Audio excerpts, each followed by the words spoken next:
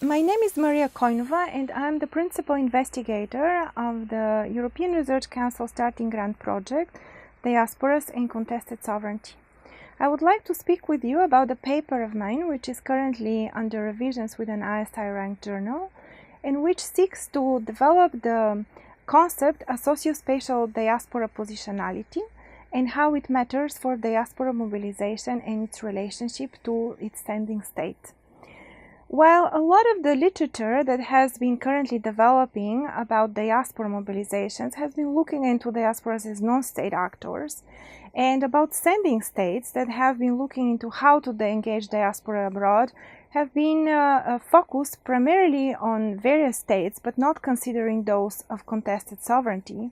this account is seeking to connect these two literatures and show how states that are post-conflict states with contested sovereignty are engaging diasporas abroad. The most important part is the development of the concept of socio-spatial positionality, which is juxtaposed against three rationales alongside which sending states engage their diasporas abroad. The first one is that they seek the diaspora for financial reasons as a material power, for remittances, foreign direct investment, and other kinds of investment. The second is about cultural production. Diasporas need to be produced and reproduced abroad so that they do not assimilate in foreign countries. And the third is about governing them to make them in such a way engaged in the country of origin without being directly controlled, but considering them as important self-sustained populations that have their own initiative to help the country of origin. What I show with this paper, with the concept of socio-spatial positionality, is that diasporas become empowered in different contexts, in different ways, and especially vis-a-vis other actors in the field in which they operate.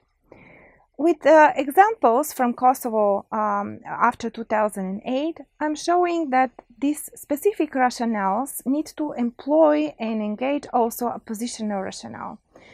For example, the Diaspora Ministry and other adjacent institutions have been very much engaging the diaspora abroad to contribute through financial means. But the important part is that positionally they have engaged primarily the diaspora in the US and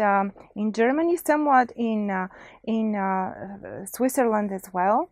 Not simply because these are large populations, but because also they are positioned in context that empowers them to bring a lot of their entrepreneurial spirit and amass wealth in the time of one generation or maximum two. With regards to cultural production, Switzerland has been very much engaged in helping the Diaspora Ministry and other institutions to develop an educational curriculum for the students abroad. And yet it is quite counterintuitive that the diaspora in Sweden has been engaged in this process as well, because this was a refugee-based diasporas from the 90s, which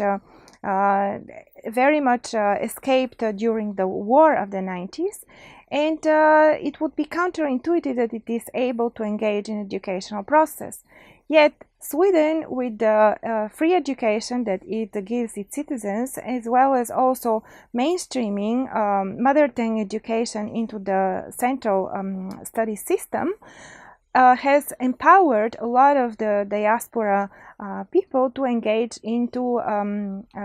educational processes.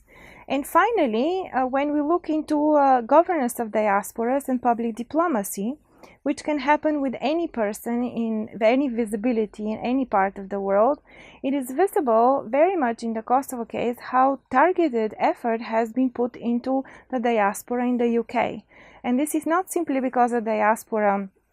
is very educated and quite powerful, although not very